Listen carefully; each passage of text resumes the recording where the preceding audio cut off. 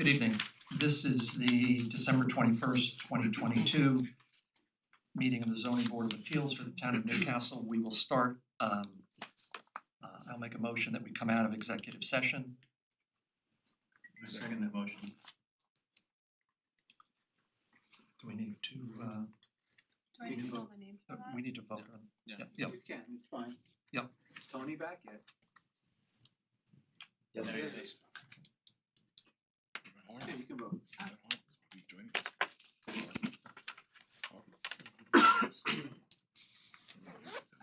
Chairman Kenneth Cooper, yay. Anthony Giardina, Aye. Howard Dubs, Aye. Michael Nolan. Aye. And before we start, I just want to say for the record, Tony Giardina, board member, is appearing virtually today. Tony, the first item we have is the REICHMAN extension. Like an extension. Anybody have talked to that application? I'm Mary King, representing the residents, representing. Yes, I'm sorry, could you give us any background on the reason for the extension? Yes, it was approved in January, so we're up for our 12 months. But we didn't get our building permit because we needed to go to ARB, we needed to complete our plans. We didn't get our building permit until April. And then, of course, the planning board had wanted us to change the location where there's a lot of rocks, so the rock took a long time to remove. And then there were a lot of delays and the getting the materials to complete the project. And the project is complex because it required removal, it required wetlands remediation. So there are plants that need to be removed, there are plants that need to be planted, and it got to be cold, and we haven't been able to complete that part of the work. So we're asking for a 6-month extension. How long have it, Construction is close to being completed. I'm sorry, There are other things that need to be done before we can get a CBO. I'm sorry, Including changes to the deed. how long of an extension are you requesting? 6 months. And this is your first extension. That's correct. I make a motion, we grant the 6-month extension to the Reichmans. I'll second it. Chairman Kenneth Cooper, Yay. Anthony Giardina, Aye. Howard Dubs, Aye. Michael Nolan. Aye. Thank you. You have your extension. Thank you very much. You're welcome. Next, we have an extension request from the WHIPPOORWILL Club LLC. I think you might be on mute. Okay, can you hear me? Now we can, yes. Okay, yeah, good evening to the zoning board of appeals. My name is James Ryan. I'm with J&C Engineering on behalf of Whippoorwill. This is an extension request regarding a permit that was issued actually several years ago. It was for a third paddleball court at the club. That was a permit that was issued. And although the court itself was installed, the building permit was never properly closed out. Partially what we all went through with COVID, but also there was a change in the general managers who was handling all of the aspects of this construction and the proper closeout. So I'm asking for, on behalf of Whippoorwill, for a 6-month extension. I met with Mr. DePaul on site. That was on November 29th. We went over exactly what's needed to complete that work related to the original permit and to properly close out all of the building permit aspects of the property. That's really lighting, there's electrical permit issues that have to be resolved, and landscaping that has to be installed. I've gone through this all with the club.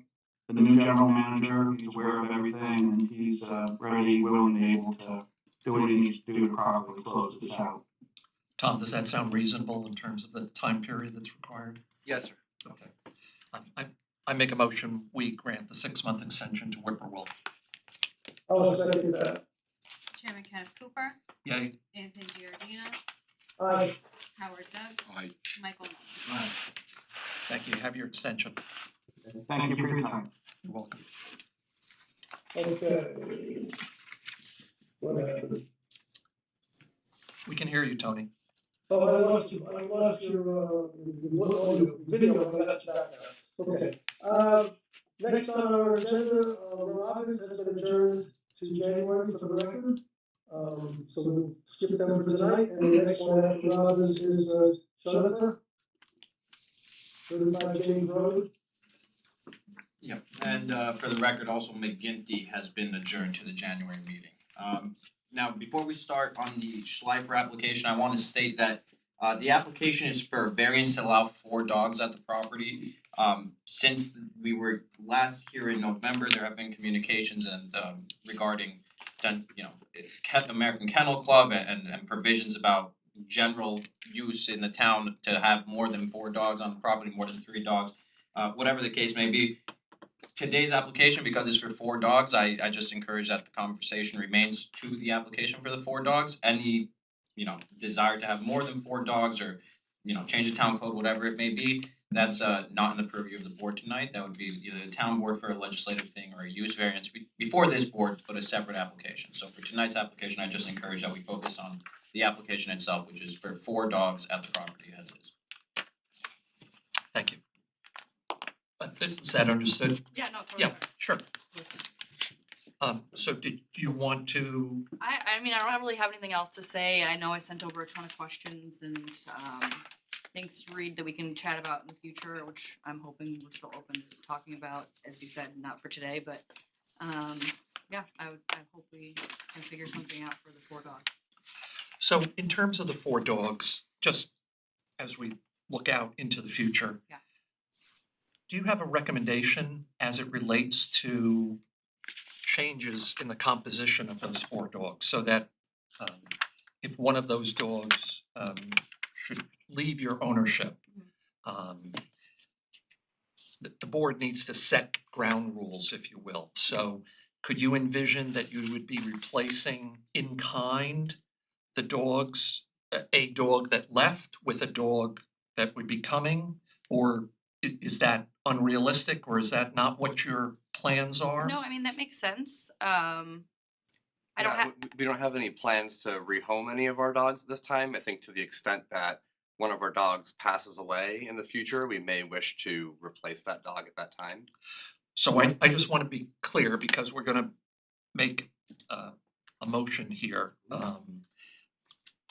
So you're comfortable with the fact that if a dog of a certain breed, for whatever reason, death or something else, leaves your ownership, that the replacement dog would be of a like breed? Is that? Yeah, certainly. Oh, yeah. That would be our Accurate? intention. yeah, Okay. definitely I'm tied into not trying to these- talk you into that, I'm just No, trying to. No, Right. I think we, as we've provided in the paperwork, there's 2 specific breeds of dogs that we have that were very active in those communities, the respective kennel clubs for those dogs in the country and locally as well. So it would be our intention to remain with the same breeds of dogs.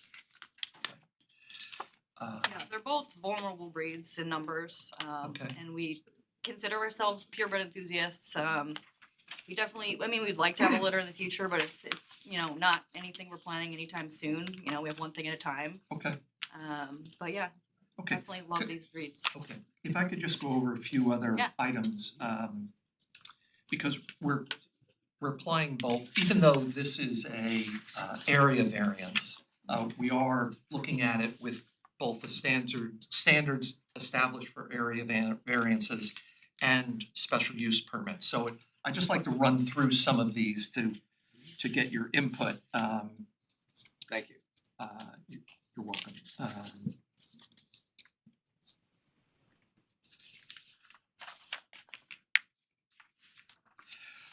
So the use, as we're talking about here, you don't expect it to create any disharmony within the neighborhood or the area in which you live.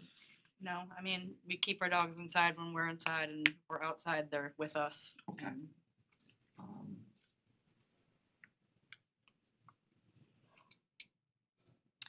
And any fences or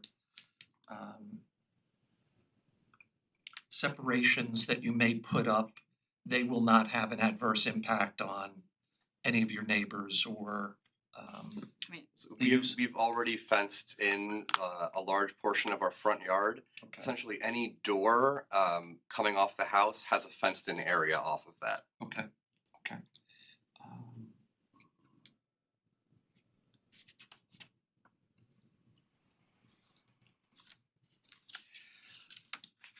There won't be any greater intensity in terms of parking requirements as a result of your having No. No. dogs and so forth. I hope not. Right. Dogs don't know how to drive just yet.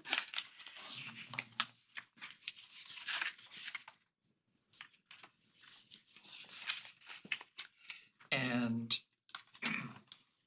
so you understand going forward that if you do decide to create a business, that it'd be a requirement that you return to the town Oh, yeah. to have those discussions, probably with the town board rather than this board Yeah. and things of that Absolutely. sort.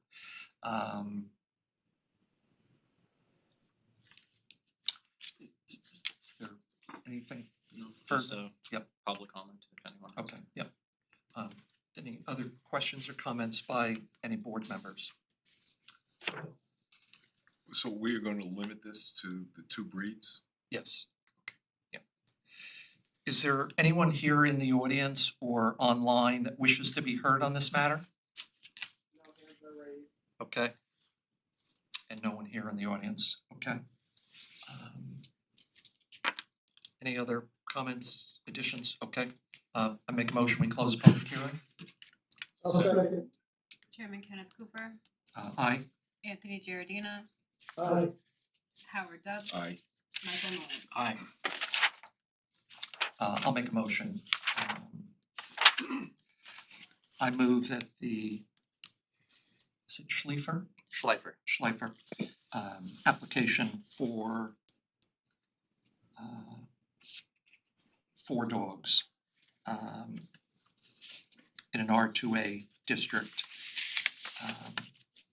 be approved for the following reasons.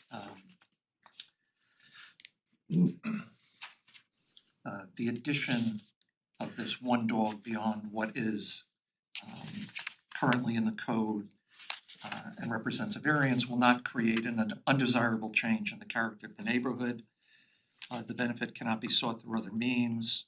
The requested variance, though out of the norm, is not substantial. There'll be no adverse impact on the physical environment. And the alleged difficulty is self-created, but understandable given the circumstances. And as it relates to those items that might ordinarily fall under the standards for a special use permit, there's no increase in the intensity of the operations, no parking requirements, no other operational issues that should impact any neighbors or the neighborhood.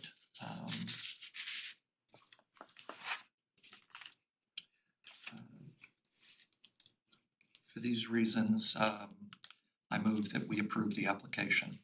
Do we, Mr. Chairman? Yep. Before we proceed with that, I would request that included in your motion be the information, for the record, that if approved, this approval will come with certain, restrictions and parameters, that will have to be followed, and that the zoning board will have continuing jurisdiction upon these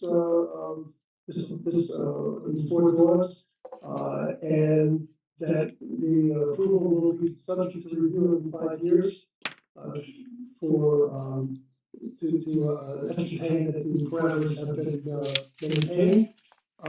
And I think that we should have our legal team write up the motion so stating for us to review and for the applicant to review before we vote on it next month. Not sure that I understood what you said because of the acoustics, but Sorry about that. we do, no, it's not your fault. That's the limitations of the system, I think. So I think we are going to condition this on one-for-one replacement of the breed. One of which is Welsh Terrier, and what is the second? Sealyham Terrier.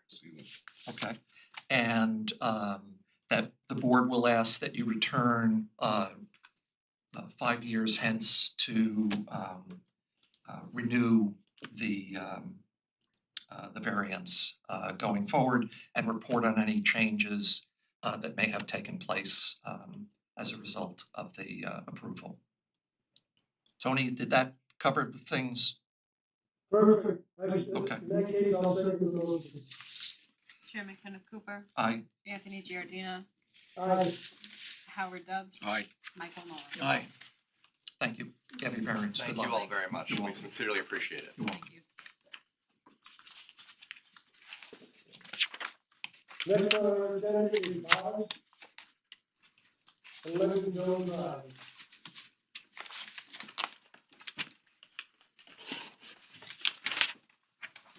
Hello. Hi. I'm Dan Cantelmo, the architect for the project, and in front of you last month, seeking a 7-foot side yard variance for a in-ground swimming pool. I think before you proceed, I think we just want to make a clarification as it relates to the district in which the residence exists and its impact on this application. Mr. Chairman, members of the board, when the Vazes of 11 Joan Drive submitted their building permit application, our computer program had their property listed in a 1/2 A district, means half-acre district. Therefore, the application that they submitted with the dimensions that they did submit on the plans was a compliant application. No variants were required to complete the pool installation. Upon finding the flaw in the program many months later and viewing it with the survey that was submitted at that time, it was determined that they were in a R1A district and that the setback variances were no longer correct. The R1/2 A district requires a 20-foot separation. The R1 district requires a 35-foot separation. Their original proposed location was 30 feet, 20 feet being the required. The final determination was that in an R1, 35 feet is required, 28 feet was the placement of the pool, determining a 7-foot variance was required. So I think that makes it more understandable how this developed the way it did. I think I was led to believe that you might have a statement, though. There was a particular neighbor who I think raised an issue about water runoff. Right. Is that something you're able to speak to this Sure. evening? Yeah. And I'm assuming you got my memo that listed the different areas that the board would be looking for as far as the impacts to the neighborhood and those sorts of things. So you Yes. should have that. Yes. Is it necessary to? No, Okay. it's not. No. Okay. Okay. So let me speak about the runoff. So just to orient you, this is sorry about that. That's okay. This is the house in question. This is where the vase lived, and this is the neighbor that had questioned the runoff. One, you can see the difference in where the house sits and where the pool sits. When the one thing I have to say that my clients did prior to knowing any of this was in question, and knowing that there might be a concern for a pool next to a property line, they took it upon themselves to put in 15 hemlocks between the two properties, which would not only serve as a visual barrier, but also help to take care of some of the runoff. But when it comes to the runoff, we're talking about a very small area. Its impact is negligible. So this, and you have copies of these photos. And again, you can see in this photo where it's under construction, the trees are not in, and the difference here, these trees have been in for a year. In 3 years, it'll literally be a green wall. You won't see anything from property to property. And it also makes their root base that much bigger. Until the deer get at the hemlocks, right? Well, with the pool fence, hopefully, Okay. it deters them. Right. But what doesn't show here is the slope is about 25 feet wide and about 10 feet long. And although it's an increase in... Was that the original grade or? No, is this, it's okay. because the pool had to be sort of tucked into a continual slope. So one end had to be cut, the other end had to be filled. Yeah.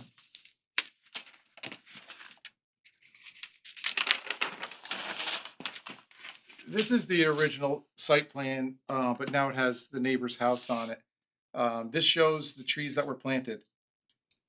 The pool and the gray area is the increased slope, which is 280 square feet. We're not talking about an acre. We're talking about it's very, very minor.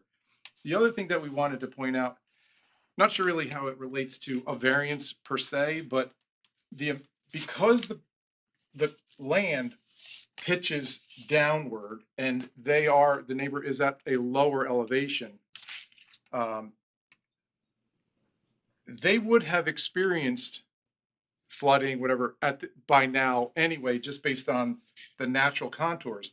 By installing a pool, we're actually capturing 530 additional square feet of water.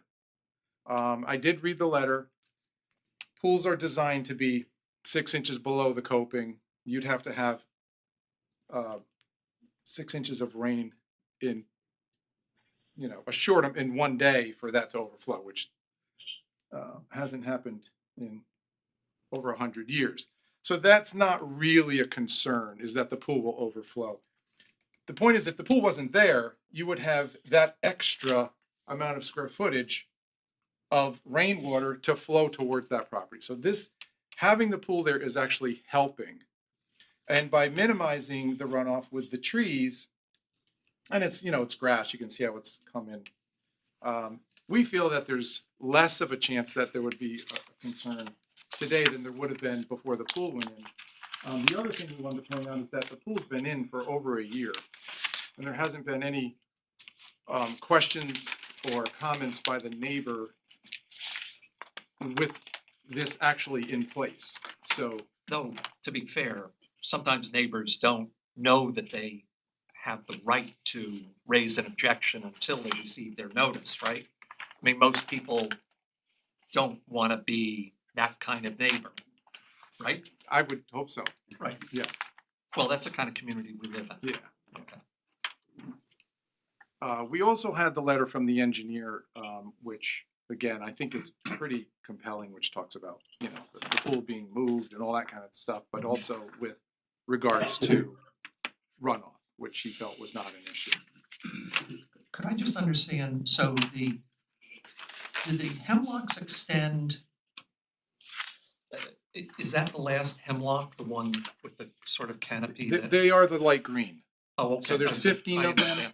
I'm sorry. Yep, I And understand. they're also on the slope and at the base of the slope. Right, okay.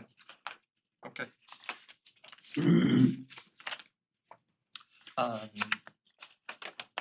Any other questions? Is there anyone here who wishes to be heard on this matter? Or online? Yeah, this is Harry Cohen, I'm online, if you can hear me. Yes, we can hear you, Mr. Cohen.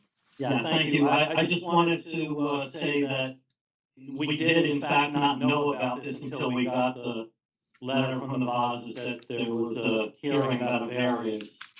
And that said, we did review the engineer's report, and it seems to us that it reasonably addresses the issue and concern that we raised, and we're satisfied with that explanation, as further explained, earlier, in this meeting. And, we believe our concern has been adequately addressed, and we have no objection whatsoever to the boss's request. Okay, thank you. No one else to be heard? Okay. I make a motion, we close the public hearing? Before we close the public hearing, I'd like to make a statement. Sure. Last month, I was one of the more vocal members of the board, about the huge variance that was requested in this, instance. And as we found out tonight, my information was incomplete. And, given the new information that we have received with regard to this, mistake in the computer program and, this location of the pool being totally, correct in applicant's view, but not in the technical view of the code.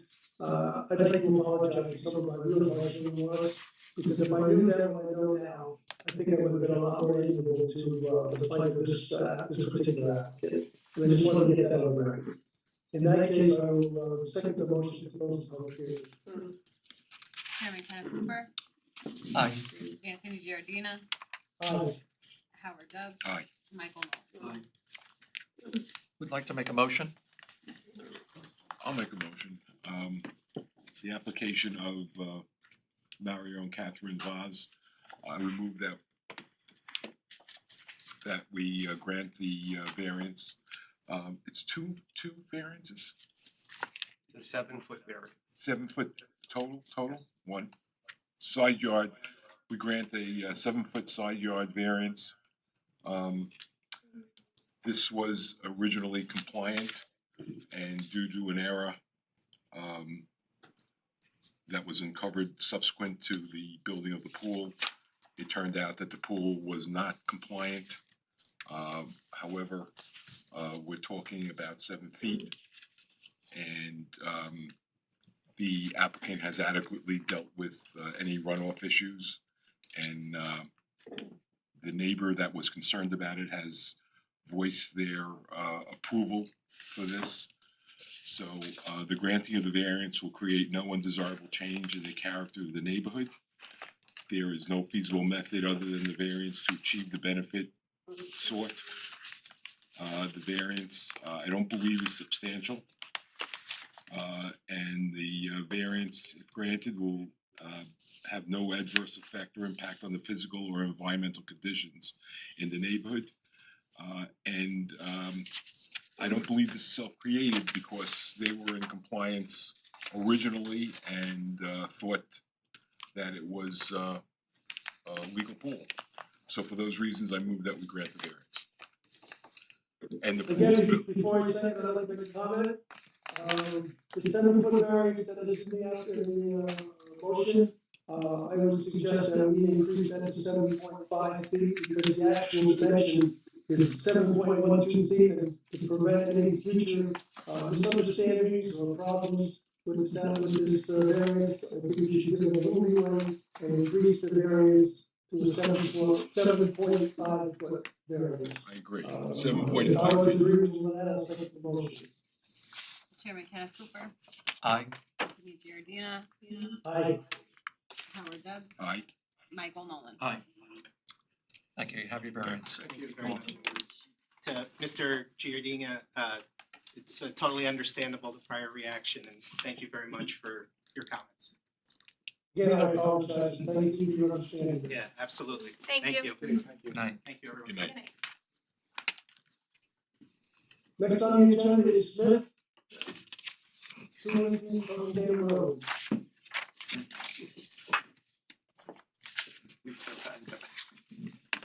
Is there someone here representing the Smiths?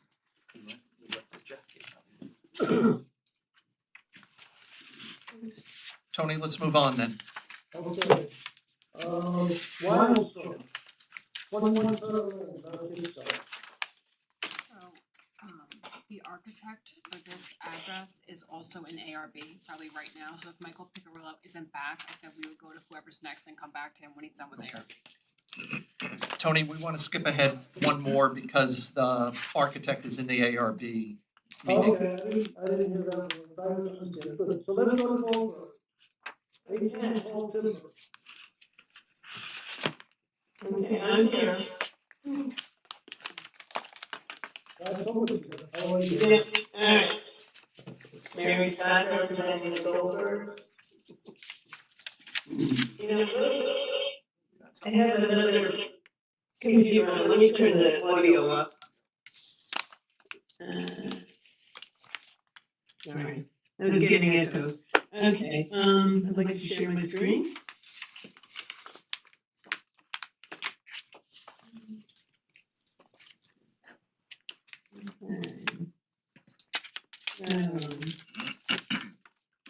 The Goldbergs are at 18 Tall Timber. We are asking to have a side yard variance on a legal non-conforming side yard. Let me make this a little bigger. Okay. So in 2019, the prior owner did a one-story porch and enclosed it to make an office. And at that point, they required a side yard variance from the zoning board, which they received. What we are asking to do is extend the line of that one story to create a gym, and then above it actually extend the second story of the house. So I want to go through. So this is the existing house. And it has these dormers in the front, and then you can see the one-story piece on the side. Part of what we're doing architecturally, which is not part of the variance, is extending this front gutter line up to the lower part of the gable. To what happens is in these rooms you have these 5-foot areas on either side of these dormers, so we're trying to extend that as well, and then tie it into the new extension. And just to kind of give you an overview, there's the side of the house with that one-story existing porch. And what we're asking to do is extend this porch to the, or this office to the back to create the gym, and then put a second story over it. The back of the house, so the front to back split, so we end up having to go a little higher in the back in order to meet with the front elevation, which I will show you. Let's see.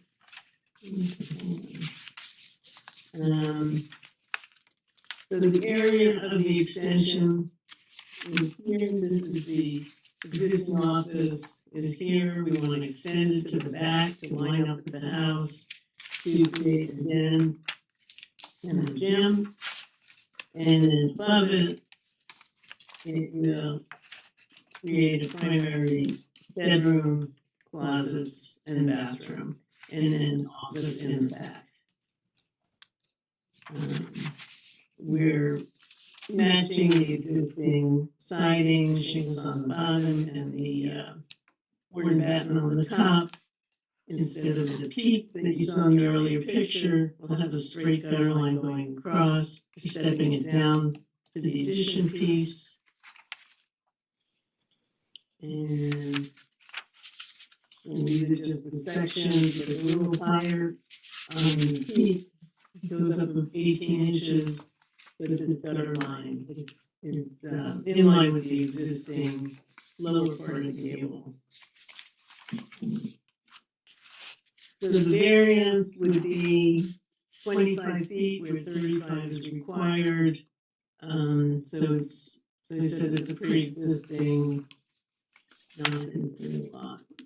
So Mary, is the existing office, or was it ever made into an office? Is that Yeah, office in 2019 for the previous owners. owner? And is that being now converted to the gym? Is that what I understood? It's being, the front part is gonna be a den and the back part will be a gym. So they're taking some of that office space to I see. make Okay, an addition. okay.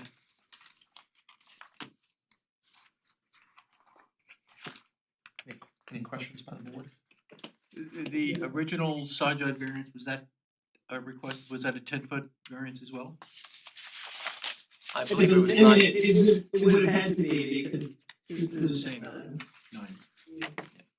you can see this is 25.7, I guess it says, and so, and the back is 25 point something, so yes, it would have been a 10-foot variance.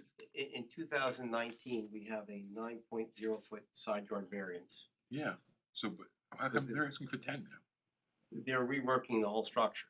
Okay, so they're going out another foot? No, No. no, it would just, I mean, these were the dimensions that I took from the survey, but instead of 25.7, I asked for 25 to play it safe. But we're not going in another foot, we're in line. Is there anyone in the audience who wishes to be heard on this matter, or is there anyone online? No. I make a motion, we close the public hearing. I'll second. Chairman Kenneth Cooper, Aye. Anthony Giardina, Aye. Howard Dubs. Aye. Michael Nolan. Aye. I'll make a motion. I move that the Goldberg application for a 10-foot side yard variance to the construction of a second floor addition in a legal non-conforming structure be approved for the following reasons. This work will allow the homeowner to take advantage of the construction of a new gym and bedroom area.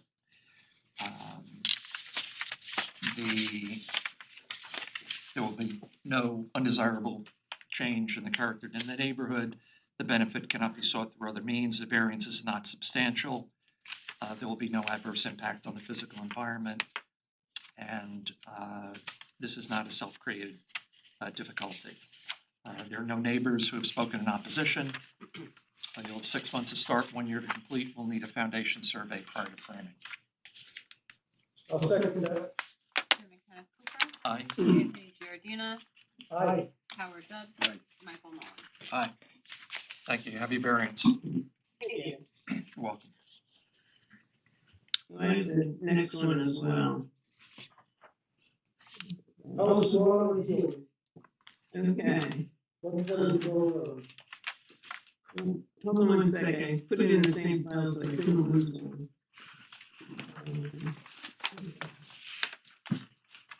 Similar condition, a house that is pre-existing non-conforming legal side yard setback.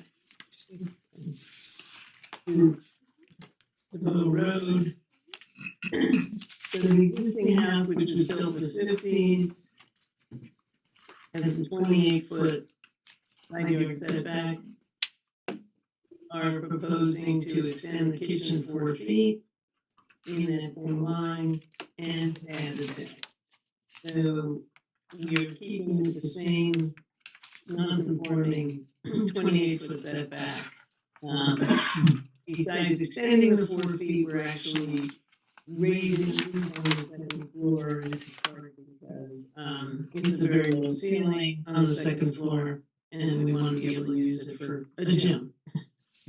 Popular addition these days. Show you. This is a house, 50s, basically an expanded ranch house with, most of the living is on the first floor and there's a playroom upstairs. And what we are proposing to do is in line with the side of the house to extend 4 feet to the kitchen and then to raise this roof to make a usable second floor. This is the rear of the house. And it's a solid house, it's a little sad, it's been kind of neglected. So the kitchen extension will be in line with this back part of the house. And as I say, that's 28 feet from the side yard setback, and that's what we're maintaining.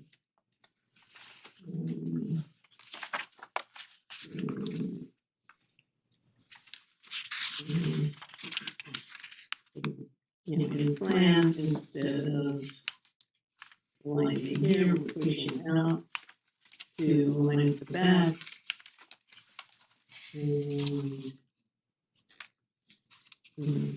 the front will just be a raised roof, but in the same line. On the rear, you can see we're coming out, so this is the kitchen addition, which will have its own roof. And then this is the line of the second floor, which we're expanding upward.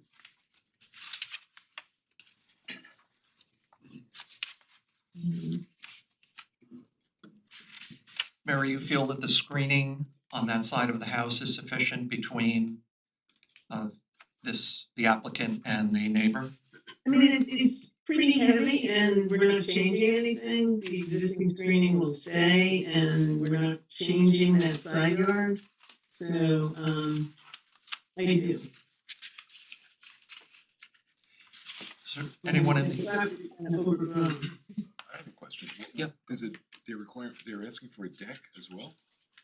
yes, Right, but the deck, so the deck will be here. In the back. But actually, so we're going straight across and then the deck will be here, extending approximately 12 feet. And I have a question. The upstairs, are you adding bedrooms upstairs? No, we're adding a gym. Okay, because it looks like there's like a perk test thing on the property there. They didn't have to add septic? A perk test, you're seeing what? Pipe, the green pipe, This? yeah. That pipe? They just bought the house, so I'm guessing they did, whatever was needed, in order to close. Thank you. And to make sure the existing septic is functional.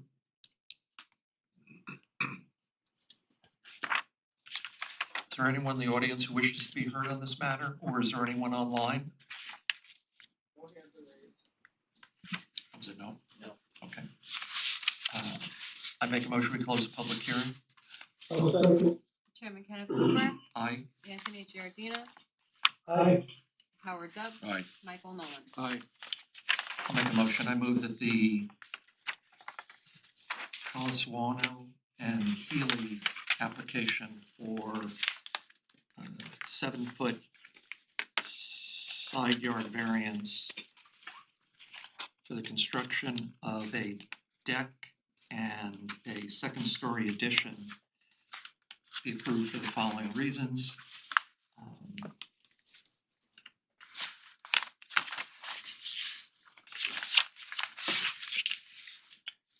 These changes will allow the owner to expand a kitchen and add a gym to their existing residence. There will be no undesirable change in the character of the neighborhood. The benefit cannot be sought through other means or methods. The requested variance is not substantial. The proposed variance will not have an adverse impact on the physical environment. And because this is a legal non-conforming structure, this difficulty was not self-created. There are no neighbors who spoke in opposition. The applicant is of the opinion that the screening is sufficient between the applicant and the closest neighbor. You'll have 6 months to start, 1 year to complete. We'll need a foundation survey prior to framing. I'll second. Chairman Kenneth Hoover, Aye. Anthony Giardina, Aye. Howard Dubs. Aye. Michael Nolan. Aye. Did anyone come in who we jumped over? Thank you. Smith? She's Smith? Yes? Smith and Wellstrom. Smith, we're gonna do Smith now, Tony, Smith is here, okay. Yes. right? Okay, I'm sorry if I could just interject, Vladimir Lavin, architect here for the WILDSTROM application. I'm sorry I got held up at the ARB meeting, but I am here. Okay, we're gonna call on you next. We're gonna do Smith, then we'll move on to the Wildstrom application, Okay. okay?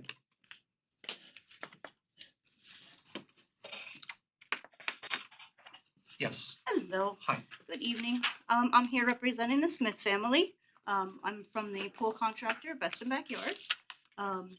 They are, Pool contractors have a very bad reputation in this town. you do a very nice job. They are requesting a variance to have the pool in their front yard.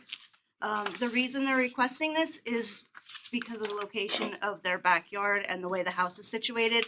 They have a stream that runs along the back. So really our only purpose in the location is trying to get that 150-foot setback from the waterway, which is considered wetlands. Other than that, we really don't have another option on the property. We are requesting it in the front yard, but if you look at the way the house is situated and the yard is situated, when you're standing in the driveway, it's really going to mostly be on the side of the house. It's not like you have the front door and the pool's right in front of the front door. The way it's situated is really on their side yard. There was actually a pool there in the past. There was an above ground pool there. I don't know for how long. I believe it was removed right before they bought the house, but there was an above ground pool at about that same location where we're proposing. And what is it that, so Croton Dam Road is the closest artery to where the pool is being placed? Yes, What yeah. what will separate the pool from the visual impacts on Croton Dam Road? The best thing we'd like to present is just a privacy fence. We can propose vegetation as well, along with the fencing, but we would definitely would like the privacy fencing up. And that would be a 6-foot solid fence or? Yes. Mm-hmm.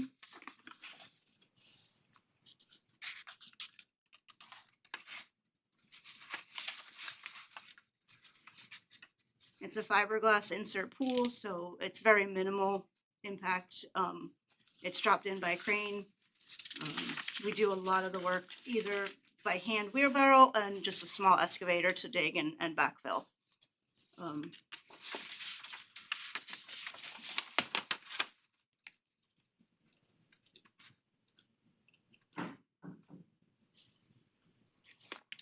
Actually, the fence is an aluminum fence with open That's what we grates. have. That's what we have kind of as the detail, like standard detail that we usually do. Uh-huh. But for this case, we would present the privacy fence for them. I see, Yeah.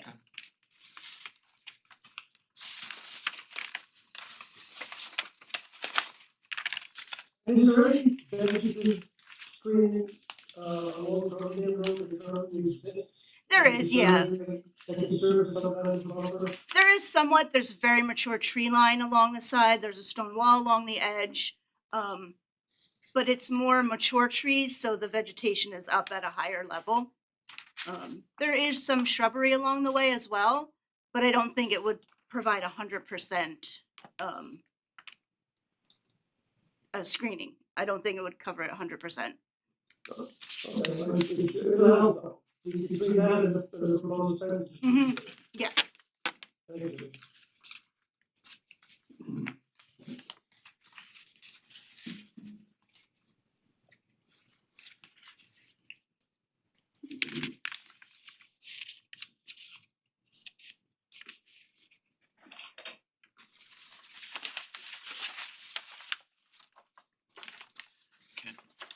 How does this need to be 6 acres?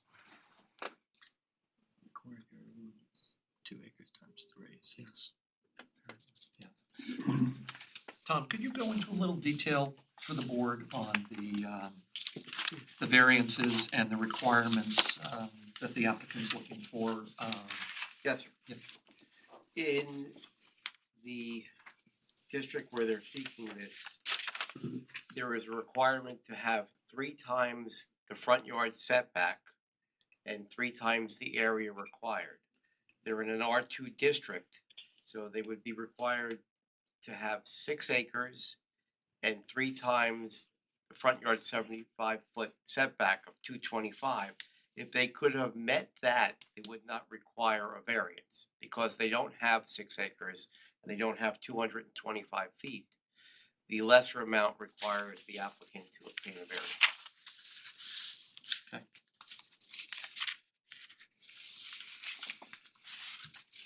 Is there anyone in the audience to be heard on this matter, or is there anyone online? Okay, thank you. Any other comments, questions by the board?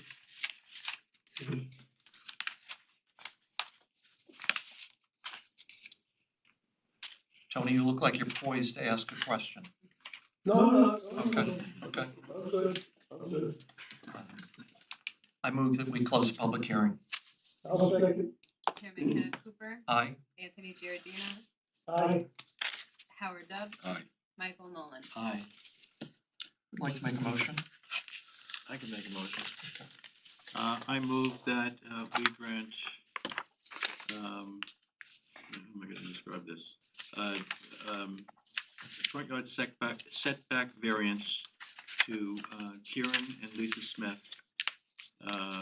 of 165 feet. The required amount is 225 feet. The setback is 60 feet. The variance will be 165 feet. For a swimming pool that they're putting in, there is no other location on the property that seems to be able to locate this pool due to wetlands, as well as look like septic fields. They also have a request variance of 3 acres for an area lot size, which they need. The request, again, the variance is 3 acres. The granting of the variance will not create an undesirable change in the character of the neighborhood. Benefit sought by applicants cannot be achieved by other method. The requested variance is certainly substantial, but there seems to be no other location for this pool. It will not have an adverse effect upon the physical or environmental conditions of the neighborhood. It will be screened by a 6-foot fiberglass fence, and the decision on vegetation was, are you putting in vegetation or? Just they're putting in a privacy fence. Privacy Yeah, fence, at that okay. time, there's privacy fence, and then there is vegetation along the road. Okay. It's not a self-created hardship, and I would suppose we'll give you 6 months to start and 1 year to finish. Yes, I'll yeah. second that. And a survey on this, Please. so would require a survey of the area, of the pool area? Okay. Before we start or after? Being this is not a gunite pool, Uh-huh. staking prior to installation would be recommended. Okay. We're kind of sticklers about trying to get the pool in the right location. Okay.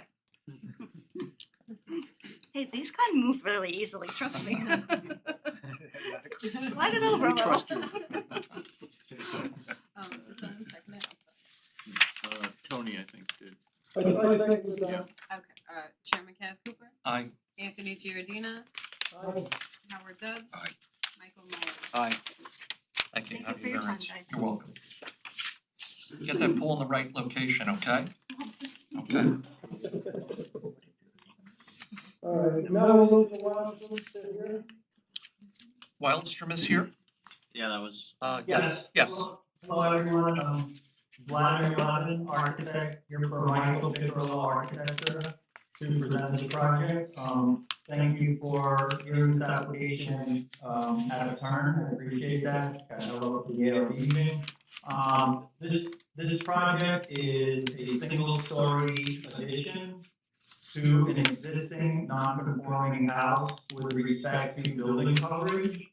The existing property is 210 square feet over in building coverage, and we are looking to add near 172 square feet to the existing house. If I could share my screen here briefly. So here is the site plan, and we're looking to infill the corner of the house here with the 174 square foot addition. The purpose of the addition is to expand 2 small bedrooms at the rear of the house. You can see in the demolition plan, the rear of the house, the 2 small bedrooms, they're roughly 12 feet by 11 feet. And we're looking to basically make them slightly bigger by expanding the house in the corner here.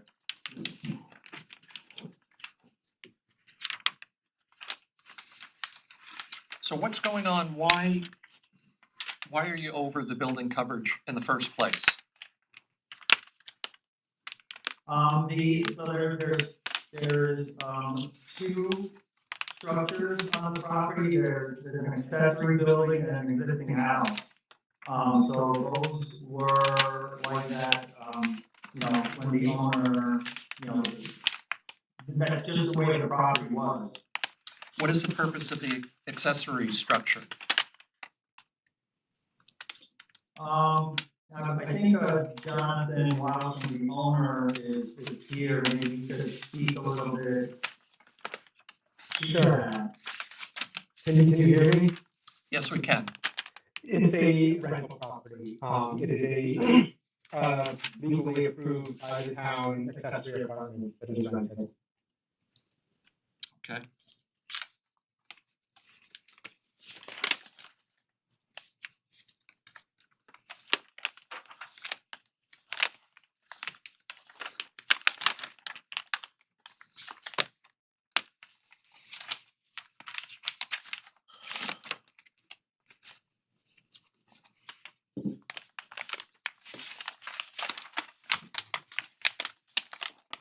Any comments, questions by the board?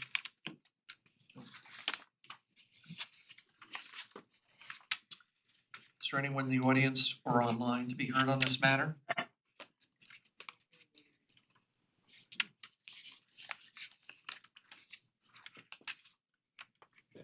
I make a motion, we close the public hearing. Second. Chairman Kenneth Cooper. Aye. Anthony Giardino. Aye. Howard Dubs. Aye. Michael Nolan. Aye. I will make a motion. I move that the WILDSTROM application for a variance of 382 feet to the building coverage for a legal non-conforming home be approved for the following reasons. The applicant is at this time adding 172 square feet to the property for the construction of a bedroom and bathroom, which will make for more livable home. The property does at this point contain an accessory apartment, which is largely responsible for the overage in terms of coverage. There will be no undesirable change in the character of the neighborhood. The benefit cannot be sought through other means. The requested variance is not substantial. There will be no adverse impact on the physical environment, and the alleged difficulty was not self-created. You'll have 6 months to start, 1 year to complete. We need a foundation survey prior to framing. There were no neighbors who spoke in opposition. I'll second. Chairman Kenneth Cooper. Aye. Anthony Giardino. Aye. Howard Dubs. Aye. Michael Nolan. Aye. Thank you. Have your variance. Thank you very much. Have a good night. You too. Okay, next is O'Neill. Hi, good evening. Hi. Still chair for a second. My name's Brad DeMott. I'm an architect representing Owen and Kimberly O'Neill, who are with us in the audience tonight. We're requesting a variance for a shed, a detached shed, encroaching on the side yard and rear yard setback. This is a brief overview of the property. This is a little over an acre, about about an acre and a third.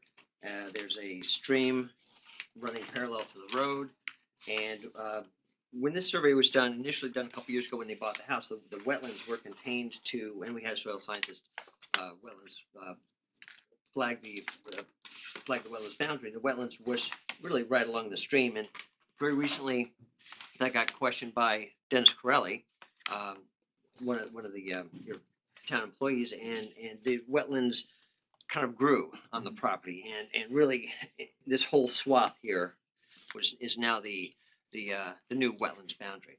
And so we have an existing house here. The red lines are the building setback lines. Existing houses here. What we're proposing is a 10 by 20 shed. And it's really the need is to get everything out of the garage so we can get both cars in it. So the obvious question is, there seems to be plenty of room to put the shed so that it's compliant with the setbacks. Right. You're gonna tell me why you've chosen the Well, location you've chosen. I think Owen and Neil could best address that, being the owner. Yeah, well, we have no room on this side of the home. So after the driveway, we have about 5 feet of space. I think we understand. Well, it has to be within the building. That's obvious, right? So they're saying this is wetland over here, so we have a 100-foot setback from the wetland, which created another issue. But they said that Dennis, when we spoke to Dennis, he had no real objection to this back here in the corner. So over here we have all hill. This is all hill coming down to the back of the house. I'm sorry, I'm disoriented here. This is the hill coming down to the back of the house, so there's no room to put the shed over here. This is all hill. I have pictures to show you. This is that area here. In the back of the house, we plan on taking this deck out just a little bit more later on and putting a patio here and a fireplace. And then this over here is mechanicals for the house are on this side. We have a propane tank over here, which is all covered up. Septic's in the front yard. I guess the obvious question is, why couldn't it be in that northeast corner, Which right? corner, over here? Well, The other side, yeah, the other, Over here. no, No, no, I'm no, sorry, no. top right, Go straight, yes. yeah, right. Yes, in there someplace, right? This is No, actually. no, on the other side of the red line. Oh, over here? No, I'm sorry. This is all the mechanicals for the house and a propane tank, so there's Right. no We're room to talking the put- top Closer, right closer corner, to your architect. the top right corner That of corner. the non-green, Yeah, the and light there. That's the front of the house, and this is wetland. No, no. When you say it's wetland, is it because of the This is all septic. So we have all septic. The whole front of our house is septic. septic? The whole side of the house now they're saying is wetland, and the whole back of our house is a cliff. So how far off of the wetlands do you have to be? That is a 100-foot setback. 100 foot? And that green line is, so the edge of the wetlands is here. This is all wetlands. This is the edge of the boundary. And the 100-foot setback is here. How about the 100-foot setback on the top there? Because I'm just trying to understand, and I don't at this point. Right. Why can it not go in the, yes, and perhaps even closer to the, This is all house mechanicals. okay, how about further this way? This way? Yes. This is all septic. And why can't a shed rest on septic? It's the front of the house. That's Well, the, you can't put a shed over a septic system. The septic system needs to be open lawn, so because it absorbs into the ground, but also evaporates being open to the sky. okay. And so the fields are in that area? Well, you also really wouldn't want a shed in your front yard. I mean, it's, Okay. even though it's theoretically possible to put it there, from Mhm. a zoning perspective. What about right in that corner? Here? Keep going. Within the red lines, in that corner of red, there, right there. Here, that's, by the time you get done putting the shed, we'll have 4 feet of space to walk between the house and the shed. And that was the same problem putting it on this side over here. This is all cliff. This is a hill. There's nowhere to put anything over here. And to be honest with you, the entire house was built on the 100-foot setback if this was all wetland. And the only reason why this is now wetland is because this house was completely draining its pump in the basement and its gutters onto this property right here, which was creating a swamp right here. So if you have to be 100 yards, 100 feet. 100 feet off of the wetlands, how is that upper left location, how is that compliant? Well, it's not in the wetlands, but you can be within the buffer. You just Oh, need you can wetland, be. you can be within a wetlands buffer, you just need wetlands approval. Okay, And that was our meeting that was canceled on Monday okay, with the wetlands architect and Dennis. okay, So they've all seen this Right. and nobody's had any objection to it at this point in time. I see. But when you leave here, you still have to have their approval. Yeah, there's Yeah. other site work involved, but Yeah, the shed, but in this case, I mean, the shed is in the buffer, subject to their approval, but Mr. Corelli is actually okay with that location. okay. So just bear with me for a second. So given what you said about it can be within the buffer, so there's no I just want to be clear, there's no location going back to the area I was speaking about, Sorry? that area generally, Mhm. where the shed wouldn't be on top of the septic, even though it's inside the buffer, Well, septic system is here, okay? right? It's just, when you start getting, And it's because of it being a front yard, is that the rationale? well, that's the aesthetic objection Mhm. personally. I wouldn't Okay. want to shed my front yard. But right, from a zoning perspective, that's it theoretically could be there.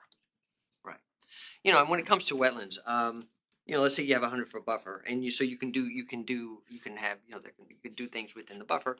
When you start getting too close to the actual wetlands themselves, that's when they start getting a little antsy. Sure. Right. But I think, but the primary concern with the wetlands is really the stream. That's what we're Right. trying to protect. Right. This is kind of secondary. I mean, it's technically being considered wetlands, but it was kind of after the fact. And Right. the Mr. Corelli and our wetlands soil scientist, came to an agreement on where that line was.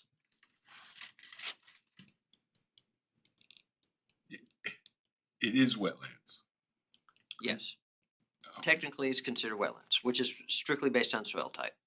Okay. Has it been designated as wetlands? Well, what happened was we had a survey. The O'Neills bought the property a couple years ago. They had a survey done. We had a soil scientist walk the property, locate the wetlands. Wetlands were on the survey, and the wetlands were strictly right along both sides of the stream.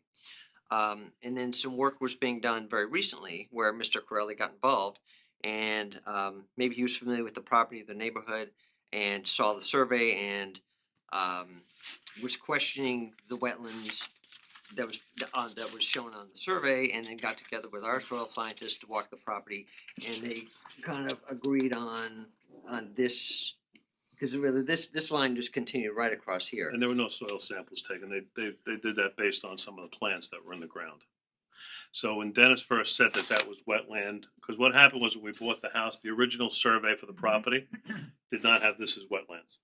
So when I came on, and before I bought the house, I had a soil scientist, and all he said was the stream was the wetlands. Then after we moved in, I called Dennis to get a permit to take down some old crappy trees that were all in here. And he came to do the survey for the permit and said, oh no, this is wetlands, make sure you put down rubber when you take the trees down. Well, I said, well, the soil scientist said this wasn't wetlands, and then that was the argument back and forth between them. They all finally came to the house and met, so this is what they agreed upon, which, as you can imagine, is very destroying to me, since this is the only property I have in my house to work with. This is a hill and a cliff in the back, it's septic in the front, and theoretically, if this is now wetland, my entire house property is a 100-foot buffer zone. How close is the neighbor that way? This way here? Yeah, that way, and This is Michelle, and Michelle has no objection. And These houses sit up much higher, elevation-wise. Okay. I don't know. You have a I couple can show photos them there. something there. Do you have the photos I gave you? Dean? Have the photos Oh, I gave you? yeah. This is the type of shed that's going up, by the way. does that sit on gravel or is it a We'd rather it go on a pad? pad.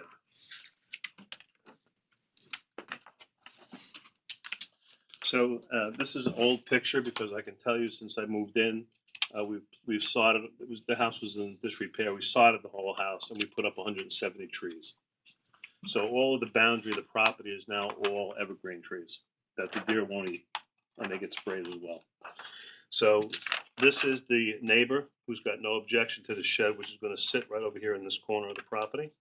And then this is all a hill going up to the neighbor up the top, who's one of my ex-medical students. They have no problem with the shed either.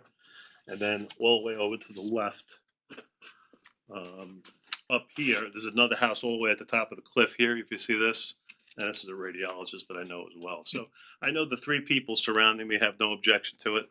Okay. And the people across the street, I wish I had some new pictures to show you what the property looks Well, like it'd be now. heavily screened from the street too, because of all the recent plantings. Yeah, with 170 trees. The earth thanks you. Well, I can tell you Dennis was very happy about that. I'm sure. Any comments by anyone in the audience or online? Thank you. I make a motion, we close the public hearing. I'll second. Chairman Kenneth Cooper. Aye. Anthony Giardina. Aye. Howard Dubs. Aye. Michael Nolan. Aye. Would like to make a motion? I'll make a motion, for the application for Owen O'Neill.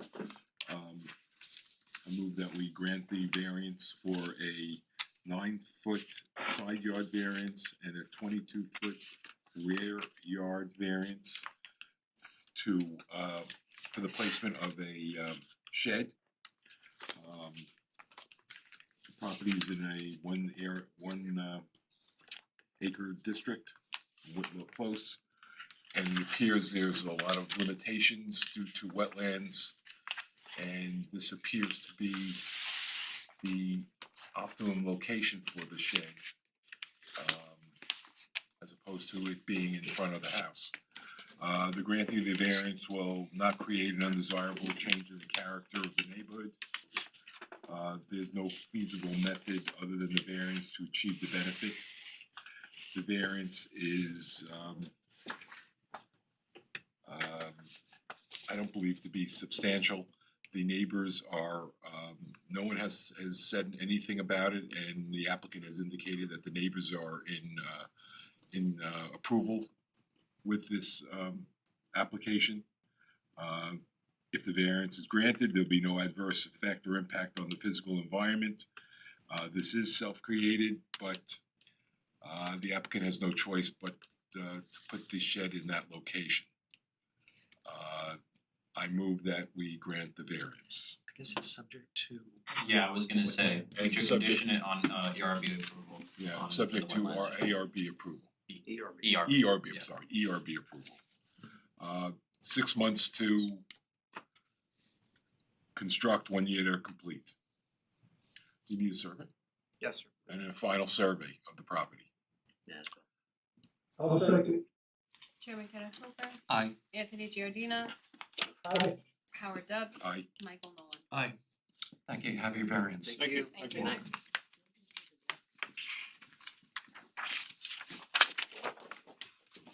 Next, Martin, 18 Fulton Drive.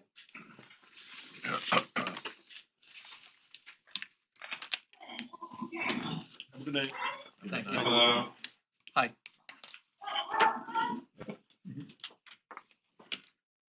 You guys say hi and then you have to go to bed. Hi, how are you? Hello, we're the Martin family. We're up next here. You guys can say goodnight. Sorry, it's bedtime in the Martin residence. Alright, so we're seeking a variance for fence plus stone wall height to provide privacy for our 4 children, age range between 4 and 11 years old, as they play in our backyard. Unlike most homes in the community, our backyard unfortunately backs up to Paul Park. It's Paulding Drive right there. We back up to a neighbor. We don't, back up the, woods like most community does. So, we have a hardship from that standpoint, from a privacy and I also think from a safety perspective here with our kids. So we've installed a 4-foot privacy fence on top of our stone wall. I included a number of pictures in the packet, hopefully you have those, but what you can see is the wall is actually subterranean to our backyard. It sits below our backyard. There's sort of a drop there. So from our perspective, the kids playing in the yard, we chose 4 feet. It's about the height of our oldest child right there. So it gives them privacy. It provides, anywhere from 3 to 4 feet of privacy, again, just with the stone wall being below our property there. We showed the fence that's, in line with the characteristics of the community. We often see these 4-foot vinyl fences. In fact, within a few hundred feet of our home alone, there's 3 different vinyl fences, a couple of those being sitting on top of stone walls. So we tried to very carefully pick out, design, what we thought made sense here for the community. Our property, I also included a survey. Our property is about 2 acres, so call it 400 foot on the Paulding side. Even though our address is Paulding Drive, the front of our house technically sits on Revert Place. So this is indeed our backyard that we're trying to provide some privacy for. This fence, all it does is cover, it's basically a stretch that covers the kids' trampoline, their swing set, their hammocks, their soccer goal, and their hammocks, right? That's literally, that's 180 feet of, call it 400 feet on Paulding Drive. We have another 200 feet on both sides, and another 400 feet of property line on the Revert side. So it's, it's a fence that's spanning one half of, one side of our total property. We think it's something that, again, just makes sense for us and our family, just for really privacy and safety concerns for the children. Has this been installed already? Yeah. You can see the before and after. So I spend, weeks and a lot of money having the wall, professionally renovated. And then after that, it took about, again, another 2 weeks to have the fence installed on it. I had reached out to the town to, ask what we needed, far as height. They told me it was 6 foot. I didn't realize that, I was measuring from our property side, right? So in our yard, again, it's, sort of 3 or 4 feet. You take the wall, from the inside, just based on topography, it's sort of under 6 feet. So everything worked. What we didn't realize worked was the other side, on the Paulding side. So, that's what we're seeking the variance for, is to leave the fence, which again was installed in November. So it's new. Leave it as is. So we're seeking the variance for that. So Tom, is there any variation on the interpretation here because of the slope of the land, or how the height is measured from one side versus another side? The height is measured from the lowest side to the top of the fence. Okay. Where Okay. 6 foot is the maximum height. Right. So, Mr. Martin, have you seen the note from Mrs. Myers? No, we have not. So, Susan Myers is with Ravis, and I mean, you're happy to see, I'm happy to have you see this, but she takes exception with this, and she takes exception, I guess, based on being a realtor and a member of the community, and thinks that she uses more flowery language, but is just not in keeping with the tone and tenor of the town, and just speaking for myself, I don't know about this particular neighborhood and whether or not this is something that is at odds with the neighborhood as it exists today or not, but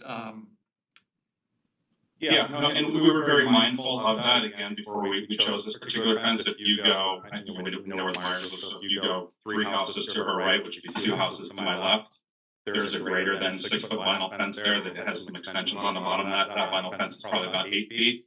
And if you go 1 more house, there's literally a 6-foot version of the same exact fence sitting on top of a 3-foot wall. So that is probably, 9 feet in total height. So Miss Myers sees those 2 vinyl fences that are in exactly the same style as mine every time she turns right out of her house. So we were very intentional on choosing this particular fence, because of potential concerns like that, right? I think we were very mindful of, hey, we have a real concern here with our children's privacy. I mean, they're sitting elevated so that you drive your car, my kids are right there. I mean, it's not fair. Right? So that was part 1, but part 2 was really maintaining the characteristics of what's already in the neighborhood.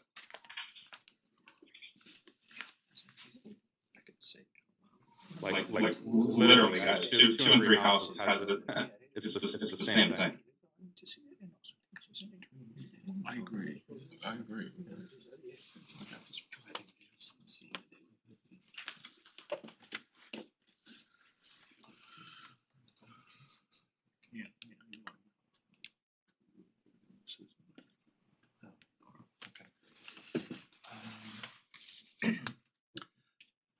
So I'm speaking for myself now, and we can hear from the rest of the board.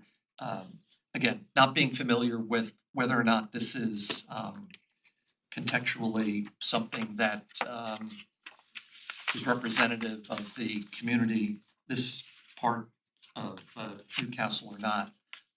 I think I would be inclined to conduct a field trip and see this before registering a vote on this application next month. I don't know how the rest of the board feels. I would agree with that. I feel good to be able to see the context of the fence. I concur. I think a field trip would be worthwhile. I'll take a field trip if you want to, but I happen to be familiar with that area. And other than the height of the fence on top of the wall, it's not too much different than the other fences in the neighborhood. There is a solid fence across the street, when you first come in 117 on a bowling. That's a solid design, same as the design that the O'Neills have. I mean, that the Martins have. Yeah, 3 of the 6 houses. Yeah. Have the same. If the board wants to take a field trip, I would not say not to do it, but let's do it. But in my estimation, this fence, like I say, other than the height, which is due to the grade in this area, it's not a lot different than the rest of the fences in the neighborhood. I don't have an objection with it. Okay, I think, Mr. Martin, we're gonna hold this over. We will see you again next month, and in the interim, the board will observe the fence. And we will meet with you next. What does that mean for me? Are you guys going to? We're happy to host you. Are you? Is this something that you are going to reach out to me to come visit, or what's the next steps for me here? Just to drive by, I think. Yeah, I don't think that's necessary. I think we're just capable of again. I think it's very important for you guys to see the context of at least pulling into my driveway and, seeing the topography of the land, the reasoning for it, where all of the kids' play areas. I think, to me, that's the more important thing here, right? Again, is, the hardship with lack of privacy for my children to play than the aesthetics of the fence. I understand that both are important, and I think we were very mindful of that.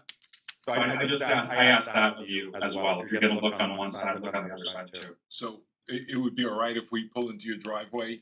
You guys are welcome to come and walk around, do whatever you want. Okay. Yeah, please come on. We may not come together. Yeah, come anytime you want. You guys are more than welcome to come park and look at whatever you'd like on the property. Okay, and Mr. Martin, just to be clear, we are not the aesthetic police, so it's not about the aesthetics of the fence, it's about the 2 feet. And whether or not that is inconsistent with, and at odds with neighboring properties. So we will speak to you again next month, and we will visit your site in the interim. All right, sounds good. Look forward to seeing you. Thanks so much. Thank you. Motion to adjourn. I make a motion to hold this matter over till next month. I'll second it. Chairman Kenneth Cooper. Aye. Anthony Giardina. Aye. Howard Dubs. Aye. Michael Nolan. Aye.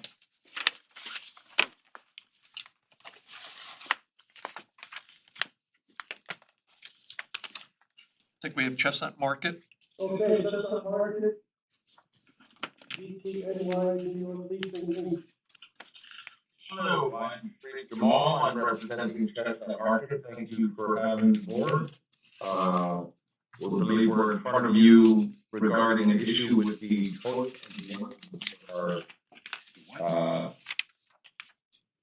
our signage that we'd like to put onto the building.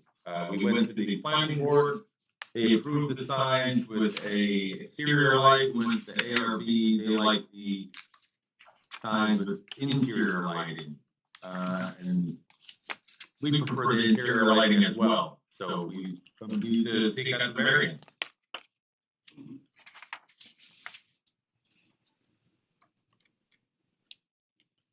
And this application was actually originally submitted in June of 2022, so it's actually been really long and drawn out, and very, You're not very delayed. You're not complaining about this board though, are you? No, this board is gonna be fantastic. We should get an answer tonight, I believe. Okay, good choice of description. We could put the images on the screen if you want, you know. Okay.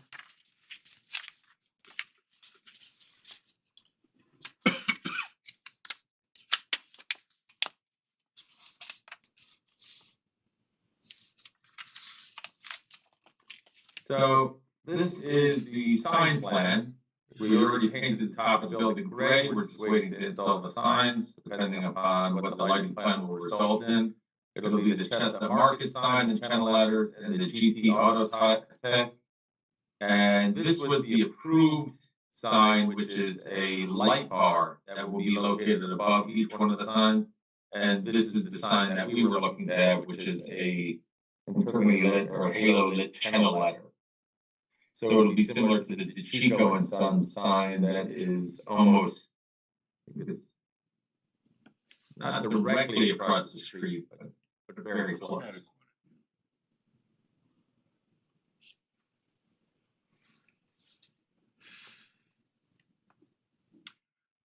So Tom, the size of the sign is compliant?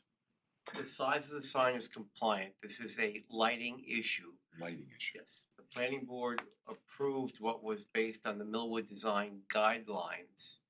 The ARB is not consistent with that and wants a different style lighting, which is more consistent with the Chappaqua design guidelines. Okay. And we're unfortunately in the middle of these guys. So we're like here to adjudicate between the, Unfortunately, yes. I see, okay. Both the planning board and the architectural review board created the design guidelines. Right. As a joint effort. So we have a quandary. Tom, can I ask, would they need a variance if the planning board had approved this sign, or if would they need the variance anyway, even if both planning board and ARB had approved this type of sign? If the planning board did approve a certain type of sign, which is consistent with the guidelines, if they go with the light bar over the letters, that is consistent. The architectural review board does not confer with the planning board and want that type of signing. They want something more modern. The guidelines are dated back from 1999, I believe. and the Architectural Review Board is looking for something more modern. So we ultimately are looking to approve the ARB Yes. design. Which is the halo lit Which is the letters halo. on the left, similar to DeChico's today. Which you will also see at Chapel Crossings. They have a similar design guide, The halo. the halo. So what you're saying We use it in a lot of municipalities, just so you're aware, there's examples throughout Westchester, all the way down to Sleepy Hollow, Helen, Bronxville. Just throughout the entire Westchester market. There are franchises, what he's telling you, and that is their preferred lighting, is the halo. This lighting is the same that's on 117 at a Chestnut Market? And which one? Across from Stop and Shop? There's a Chestnut Market there? On 117 in Mount Kisco. Oh, yes, yes, that's the same one. Is there anyone online to speak to this matter? Okay. Any other questions by the board? Did we get any input from either the planning or architectural board about the reasoning for why they prefer one as opposed to the other? Or do we need any input from that? Or did we get any? Well, I think they, you know, they're applying either the Chappaqua standard or the Millwood standard and saying, don't deviate from those. Is that Planning Board followed the design guidelines of Millwood right? as required. The Architectural Review Board Wants to declined update. what was pre-existing and wants to update. Right. And the only way that can happen is with the zoning board at this juncture. Well, how did DeChico get their sign if it's the same size as what the applicant is looking for? Didn't come before this board, I know, so there must have been a consensus. There is lack of information back from when changed from, I guess it was A&P to Yes. Chico's. Yeah. That, you know, it was under planning board site plan approval that was even looked at. Well, that's what I was asking, Tom. Do we know if that the planning board would object to this? I know they approved the Millwood one, but did they know the ARB selected this, and were they asked if they'd have any objection to this, I guess is the question. I understand they were notified that the ARB object to it, and we never heard anything more about it. So I don't know if you could say the planning board disagrees with the ARB. They just went by I think the standard, so. Right. I mean, you could ask the We applicant. were actually referred to come to the zoning board if we wanted to go with halo. Okay. I move that we close the public hearing. I'll second. Chairman Karen Cooper. Aye. Anthony Giardina. Aye. Howard Dubs. Aye. Michael Nolan. Aye. Would like to make a motion? I can make a motion. I move we grant, what do we call this variance, an internally illuminated sign variance, or? You'd be granting relief from the Millwood design guidelines. Okay, I move that we grant relief from the Millwood design guidelines, the lighting design guidelines for GTY Leasing Incorporated. They have followed the request of the ARB, and this matches the DeChico sign across the street, so it is in keeping with the area. The granting of this variance will not create an undesirable change in the character of the neighborhood or detriment to nearby properties. The benefits sought by the applicants cannot be achieved by any other feasible method. In fact, they're following their direction. The requested variance, well, it's not substantial. There's no other feasible method for them to do the lighting because this is what they've been directed to do. Will not have an adverse effect or impact on the physical or environmental conditions in the neighborhood. There are no neighbors who are present who have written or spoken in opposition. It is not a self-created hardship. And as far as, I think he said the sign is ready to go, or is it, or 6 months to start, a year to finish, I suppose? Oh, yeah, we'll be installing the sign sometime in January. And is there any sort of thing that you need, Tom, to? No, sir. Okay. I second. Chairman Kenneth Cooper. Aye. Anthony Giardina. Aye. Howard Dubs. Aye. Michael Nolan. Aye. Thank you. You have your variance. Good luck. Thank you much, and thank you for your time. Have a great holiday. You too. Thanks. I make a motion that the board adopt the meeting minutes for the November 30th meeting. I'll second. Chairman Kenneth Cooper. Aye. Anthony Giardina. Aye. Howard Dubs. Aye. Michael Nolan. Aye. Should someone get back to the planning board to tell them, you know, what's going on? They may have been Well, silent. somebody needs to change the Millwood design. Yeah, no, that's what I mean, sort of. If presumably, I don't know how, when the next time this will come up, but presumably the ARB would find the same way. This conversation has been had and there's lack of members wanting to step forward and be involved. Sounds like America. How do you amend the Millwood design standards, Tom? You'd have to establish a board to reevaluate the criteria. Did the town board ultimately adopt it though? Did the town board ultimately adopt those standards? It was a joint effort between the planning board and the ARB to create the guidelines. And then the town board The adopted town it. board adopted the guidelines. Right, so Would you have to be an they just have to amendment, have a probably? committee get together to reevaluate the standards, right? Maybe that's something that you could, I'll talk to the town attorney about that. I'll let him know what's going on. Are we off here? I don't know, because I saw. Ken, are we off?